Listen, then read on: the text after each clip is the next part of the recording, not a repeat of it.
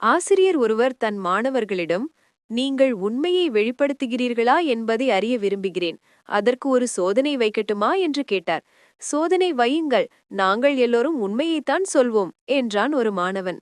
ஒவ்வொரு மாணவரிடமும் ஒரு தாளை தந்தார் ஆசிரியர். நாம் அமர்ந்திருக்கிறோமே, இந்த அறையின் நீளம் எவ்வளவு? பதில் எழுதுங்கள் என்றார். பதில் எழுதிய தாளை எல்லோரும் அவரிடம் தந்தார்கள். ஒருவன் 22 அடி என்று எழுதியிருந்தான். இன்னொருவன் 23 அடி என்று எழுதியிருந்தான்.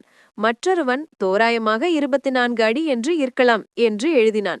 இப்படியே பலரும் எழுதியிருந்தார்கள். எல்லோரும் எழுதியதையும் படித்தார் அவர். மாணவர்களே, நீங்கள் யாருமே உண்மையை எழுதவில்லையே என்றார் அவர். நாங்கள் எழுதியது எதுவுமே உண்மை இல்லையா? அப்படியானால் இந்த அறையின் உண்மையான நீளம் என்ன என்று கேட்டான் ஒரு மாணவன். இந்த அறையின் நீளம் எனக்கு தெரியாது என்று எழுதியிருந்தால் அதுதான் உண்மை. அப்படி யாரும் எழுதவில்லை என்றார் அவர்.